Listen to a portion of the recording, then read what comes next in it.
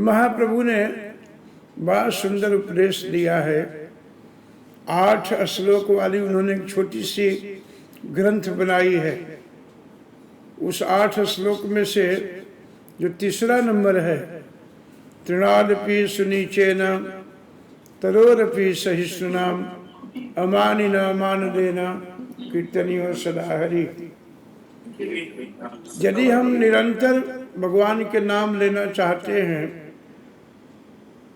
हमेशा यदि भगवान के साथ जुड़े रहना चाहते हैं, तो हमें अपने जीवन में सबसे पहला सूत्र जो है वो सीखना है कि हमें विनम्र बनना है, हम्बल बनना है। महाप्रभु कहते हैं तृण के समान, तृणादपि सुनीचेन। भक्त का ये लक्षण है, भक्त का क्वालिफिकेशन है कि वो भक्त अपने को बहुत सबसे छोटा समझता है, तृण के समान समझता है। जैसे रास्ते में घास है, तृण है, जब आप पैर रखते हैं तो दब जाता है, और जैसे पैर उठाते हैं तो वो धीरे धीरे उठ जाता है। ऐसा भक्त का, ऐसे भक्तों में गुण होना चाहिए।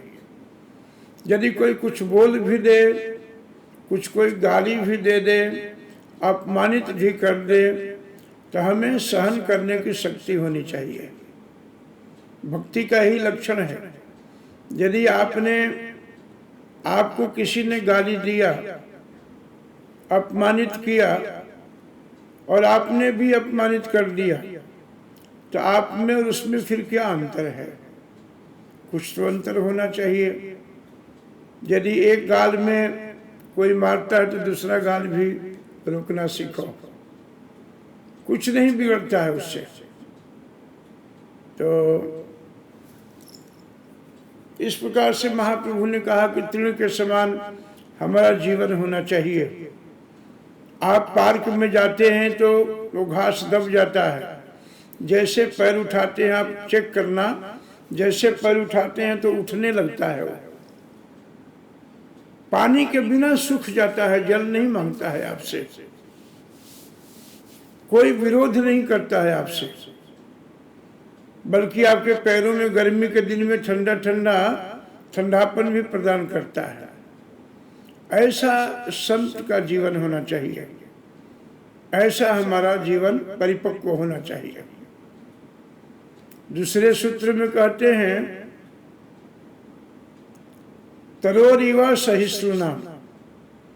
तरोरीव कहते हैं वृक्ष को, पेड़ को। वृक्ष में कितना सहन शक्ति है, आप देखिए। मई जून के महीना हो, वृक्ष में हरे हरे पत्ते हों, आप गर्मी से परेशान हो करके जब आप उसके पास जाते हो, तो ये नहीं कहता है कि देखो मैं धूप में खड़ा हूं, तुम मेरे नीचे क्यों खड़े हो।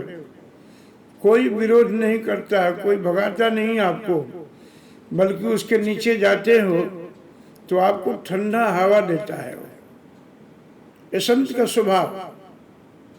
वो क्या करता है, आपको ठंडा ठंडा हवा देता है। हमने कभी सोचा कि वो जो ठंडा हवा दे रहा है, छाया दे रहा है, वो अपने को धूप में और गर्मी में खड़े करके तब आपको छाया और धूप दिया है। ऐसा संत का जीवन हो कि आपके पास आने के बाद विरोधी से विरोधी व्यक्ति भी उसका चित्तवृत्ति बदल जाए, उनका मन परिवर्तन हो जाए। ऐसा हमारा जीवन का सहन शक्ति होनी चाहिए। यदि आप कोई फलदार वृक्ष है, पत्थर मारते हो तो उसके बदले में फल देता है। यदि हमें कोई अपमानित करे, मारे, तो क्या देंगे हम सब? डंडा देंगे, बनने के श्राप तो दे ही देंगे हम सब, चाहे जीवन में कोई तपस्या ना हो। तो सहन शक्ति होना चाहिए, बहुत हम्बल होना चाहिए। यही भक्ति का लक्षण है। कोई वृक्ष जब फल से जब बिल्कुल लद जाता है, वृक्ष, फलदार वृक्ष को देखिए, जब फल पूरा आ जाता है वृक्ष के ऊपर तो क्या होता है, वो झुक जाता है। हवा तूफान भी आता है तो कम हिलता है। और जिस वृक्ष में फल नहीं है ना, वो जल्दी हवा के प्रभाव से हिलने लगता है।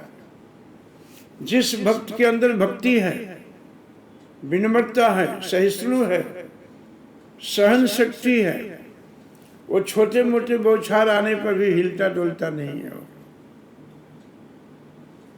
तो हमें सहन शक्ति वृक्ष से सीखना चाहिए।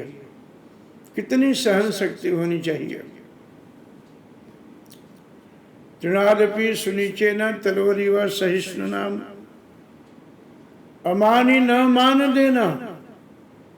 जीवन में अपने मान न चाहते हुए दूसरों को आदर करना चाहिए, ये पहले सीखना चाहिए। हमारे नेत्र में छोटा मोटा, गोरा काला, विद्वान मूर्ख, ये सब नहीं होना चाहिए। कोई भी आपके आश्रम में आता है, गृहस्थ आश्रम में हो आप सब, या राधा कृष्ण आश्रम में आता हो, तो आपके दर्शन से उसको शांति मिलनी चाहिए। यदि आप कुछ बोलते हैं, वचन बोलते हैं, वाणी बोलते हैं, तो उसकी कान तरस जाना चाहिए कि और बोलिए और बताइए। आप सभी दीक्षित हो, एक बहुत सुंदर परंपरा में हो आप सब। प्रभुपाद जी सबके गुरु हैं। प्रभुपाद जी ने पूरे वर्ल्ड में इसी चीज़ों का प्रचार किया। प्रभुपाद जी के साथ में कितनी घटनाएं घटी विदेशों में। आप प्रभुपाद जी के बायोग्राफी को पढ़िए। कितनी समस्या से प्रभुपाद जी ने इस संस्था को खड़ा किया है। तो हमें इसका पालन करना चाहिए।